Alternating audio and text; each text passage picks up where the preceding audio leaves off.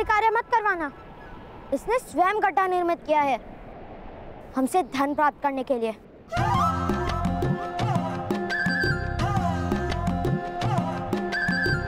नहीं नहीं, मैं ऐसा क्यों करूंगी? ये तो मिथ्या आरोप है। मेरे पिता के पास धन नहीं है क्या? विश्वास कीजिए मेरा, मैं कोई चोर नहीं हूँ। केवल सुविधा के लिए प्रथम मुद्रा मांग रही हूँ। यदि आप कहेंगे तो आपकी सारी वस्तुएं भी मेरे मित्र गांव तक पहुँचा देंगे। कोई आवश्यकता नहीं। आवश्यकता है पुत्र।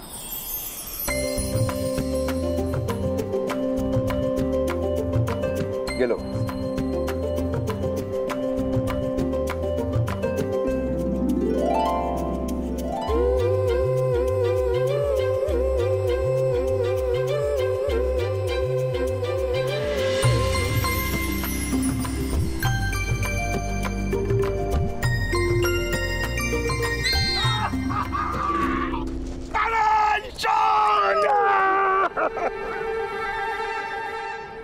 नमस्कार अधिरथ। प्रणाम पुत्रों, ऋषभान महोदय को प्रणाम करो। प्रणाम। आपको प्रसन्नता प्राप्त हो रहा था। मेरा सौभाग्य है कि आप आज यहाँ पधारे। मेरे पिता की, राधा के पिता ने बहुत सहायता की थी और वो ऋण मैं कभी चुका नहीं पाऊंगा। किंतु आज आप सबकी सेवा करके मुझे संतोष प्राप्त होगा। आप मेरी पुत्री से मिले। ये है मेरी पुत्री वैशाली। और वैशाली, ये है तुम्हारी राधा माता, मेरे बालपन की सखी।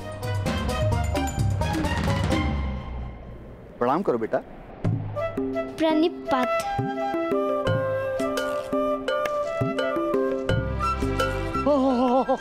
ये क्या हुआ? ये लड़की हुई ताऊ। आश्चर्य, यहाँ तो कोई गड्ढा था ही नहीं।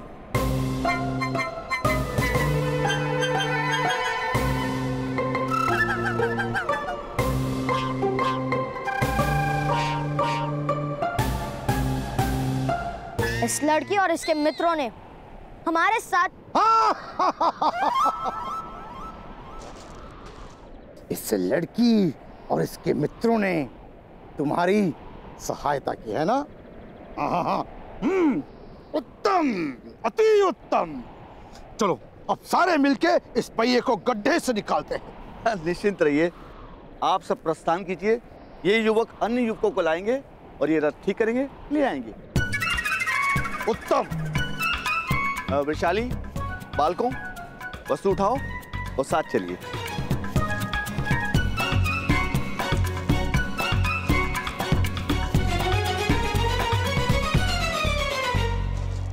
नाम क्या है तुम्हारा? शोन। ये मेरे भ्राता कर्ण। आप दोनों नए हैं? आप दोनों का कोई मित्र भी नहीं है? यहाँ के सारे बालक बहुत भयावह हैं। और ये उत्तम प्रतिदिन 2-2 हत्या करता है।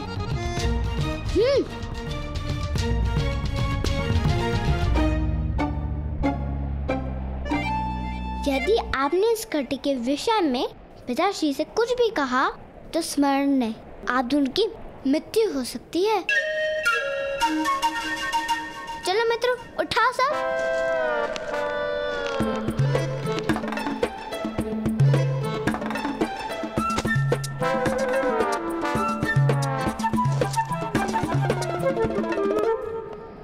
वैशाली, मेरा भाग मुझे यही दे दो। पिताजी मुझे वेद पाठ करने के लिए बुला रहे हैं। पहले ऊपर तक आओ, तभी तुम्हें अपना भाग प्राप्त होगा। नहीं, वहाँ तक इतना भार उठाकर ऊपर तक नहीं आ सकता। तो पहले क्यों नहीं बताया कि भार लेकर ऊपर नहीं आ सकते? इसे जाने दो, हत्या करने का समय हो रहा होगा। इसके स्थान पर मैं भार उठा लेता हूँ।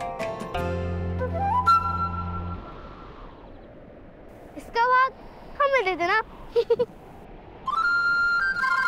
ठीक है, तुम दोनों दोनों सारा भार उठा लो और आधा भाग मैं तुम्हें दे दूंगी।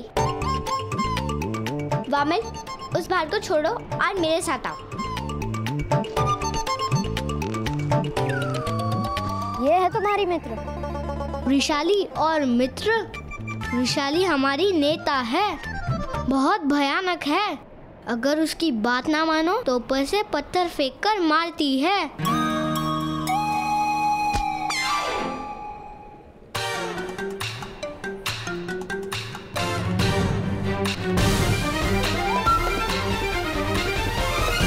ये तो क्षत्रियों से भी गई हुई है। जैसे हस्तिनापुर में महाराज धृतराष्ट्र का शासन है, वैसे यहाँ वृषाली का शासन चलता है।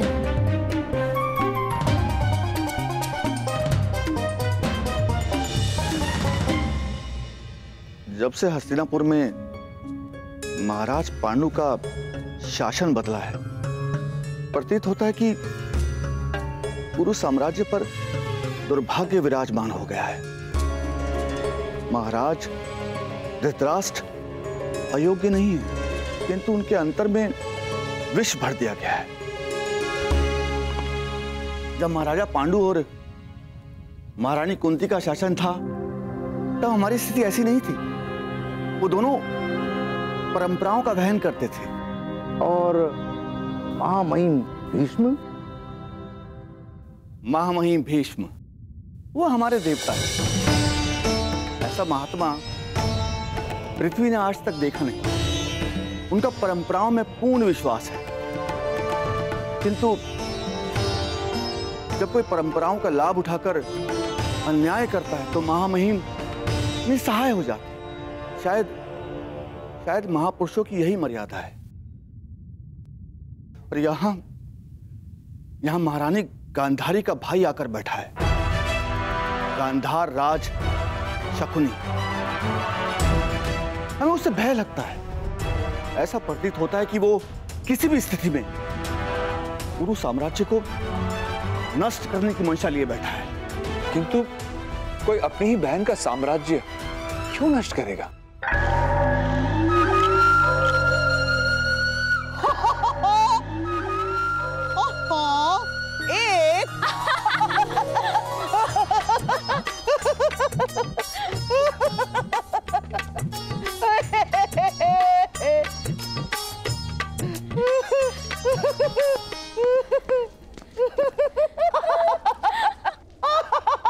गांधारी!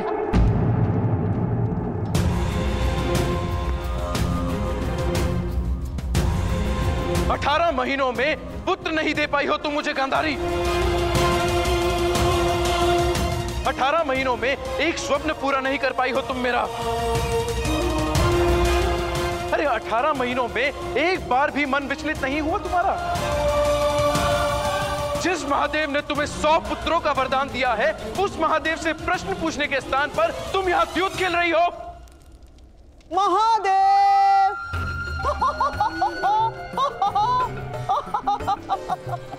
महादेव! महाराज के स्वप्नों का जन्म कब होगा महादेव?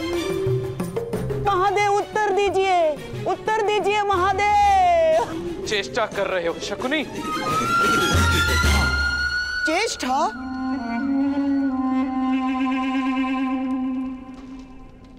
चेष्टा महाराज? नहीं महाराज नहीं। जिस दिन महामहिम ने गांधार से मेरी बहन के लिए आपके विवाह का प्रस्ताव लाया था, उसी दिन से मैंने चेष्टा करना छोड़ दिया है महाराज। चेष्टा करना छोड़ दिया है महाराज। अब तो केवल प्रयत्न करता हूं।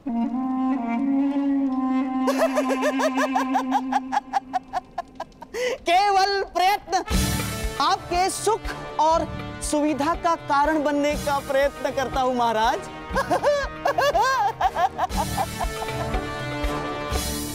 कब होगा मेरा पुत्र गांधारी? क्यों तुमने अपने प्रसव रोक रखे हैं? क्यों तुम मेरे सुख में बाधा बनना चाहती हो? मैं तो आपके सुख का साधन बनना चाहती हूँ महाराज। जिस संतान की आप प्रतीक्षा कर रहे हैं, जिस संतान के लिए आपने स्वप्न सजा रखे हैं, उस संतान की एक माता भी प्रतीक्षा कर रही है। यदि मैं अपना गर्भ चीर कर आपको आपकी संतान दे सकती तो अवश्य दे देती, किंतु मैं निसहाय हूँ। आपके प्रश्नों का कोई उत्तर नहीं है मेरे पास महाराज। तो उत्तर ढूंढो गांधारी। मुझे मेरे उत्तराधिकारी की आवश्यकता है। जो सिंहासन मुझे दान में प्राप्त हुआ था, वो सिंहासन मेरे पुत्र को अधिकार में प्राप्त होगा। यदि तुम मुझे पुत्र नहीं दे सकती तो मुझे तुम्हारी कोई आवश्यकता नहीं। मैं तुम्हारा त्याग करके किसी और स्त्री से अपना पुत्र प्राप्त कर लूंगा।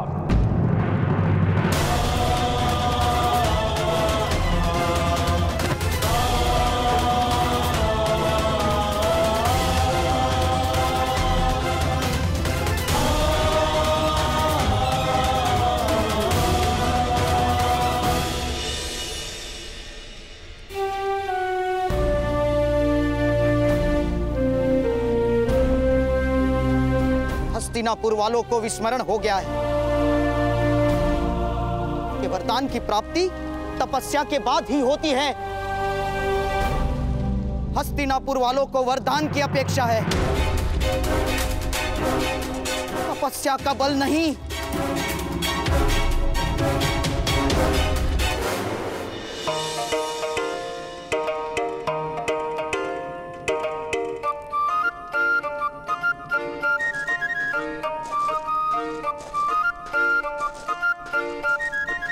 लाओ, हमारा आधा भाग दो।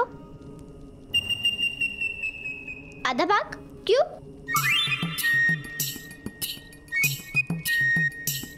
तुमने तो कहा था कि हम सामान ऊपर लाएंगे, तो तुम हमें आधा भाग दोगी? दो, अवश्य मिलेगा। किंतु तुम्हें पता नहीं है, यहाँ हस्तिनापुर में किसी को भाग मिलता नहीं है, बल्कि छीना पड़ता है। भ्रातागण, यदि भाग मांगने से ना मिले तो उसे छीन लेना ही उचित होता है।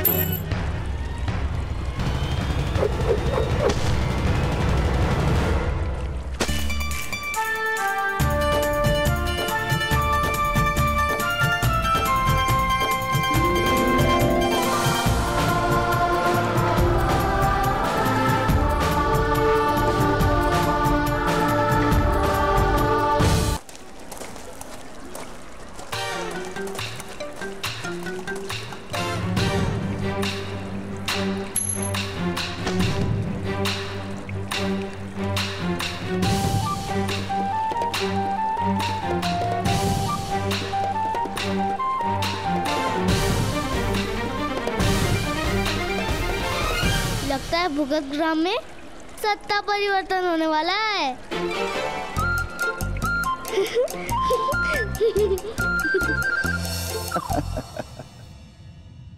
अधिरथ महोदय, हम जैसे दरिद्र लोग संबंधों में विश्वास रखते हैं, और जिनके पास सत्ता होती है उन्हें संबंधों से क्या, वे लोग सत्ता में ही तृप्त रहते हैं। यार छोड़िए, हमें इनसे क्या, हम बड़े लोगों की बड़ी बातें। पगड़ी जितनी बार बदलती है उतनी ही बार बालों की व्यवस्था बदलती है। इसीलिए ईश्वर ने बालों को लचकीला बनाया होगा ताकि पगड़ी बदले तो बाल ना टूटे। इसी तरह हम निम्न जाति के लोग, सूत जाति के लोग लचकीले रहेंगे और जब तक हम राजा के अनुकूल रहेंगे तब तक जीवित रहेंगे। किंतु अंत में तो सारे बाल झड़ जाते हैं ना?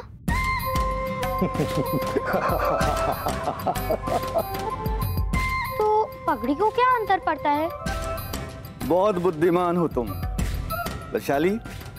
इसे कहते हैं बुद्धि और जिसे तुम समझती हो उसे कहते हैं दुर्बुद्धि। समझी? अब कर्ण और शोण इस गांव में बसने आए हैं, उनसे कुछ सीखो। अधिरथ महोदय, आपको चिंता करने की कोई आवश्यकता नहीं है। आपको हस्तिनापुर में कोई असुविधा नहीं होगी।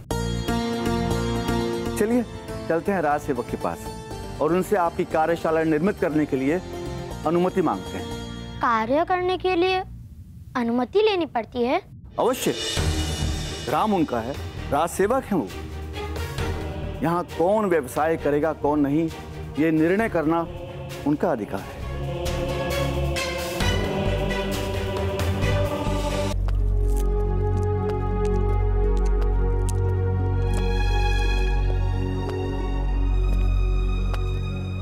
राज सेवक से भेंट हो सकती है? मैं तो प्रतीक्षा ही कर रहा था कि कब इनसे भेंट हो।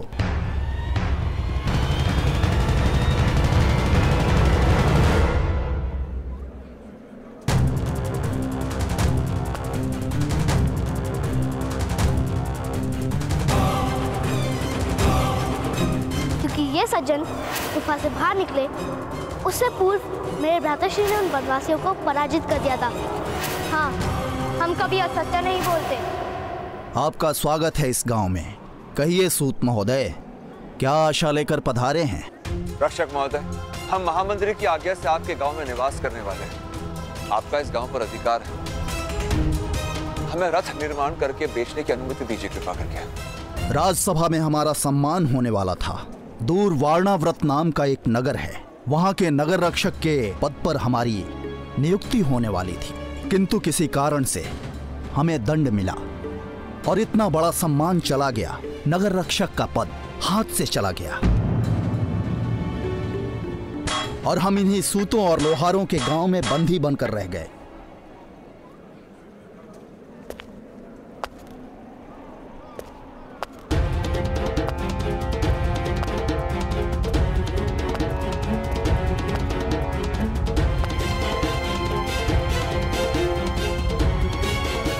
आपके पुत्रों के कारण हमारी सारी आशाएं धूल में मिल गई। अब हमारे कारण आपकी आशाएं राख हो जाएंगी। आपको मेरे गांव में कार्यशाला आरंभ करने की अनुमति नहीं है। और एक बात सुनिए, हस्तिनापुर में सूतों के निवास के लिए बस एक ही गांव है, अन्यत्र कहीं आप वास भी नहीं कर पाएंगे। हस्तिनापुर का त्याग करना होगा आपको। किंतु महामंत्री ने हमें निवास की आज्ञा दी है। इसलिए तो हम इन्हें निकाल नहीं सकते, किंतु ऐसी स्थिति तो बना ही सकते हैं कि ये लोग यहां रह न पाएं। जाइए।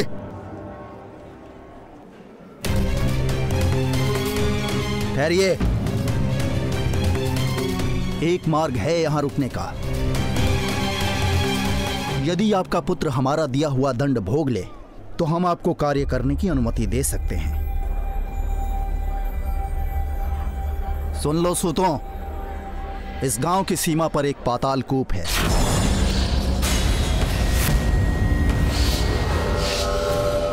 और उस कुएं में जल नहीं है।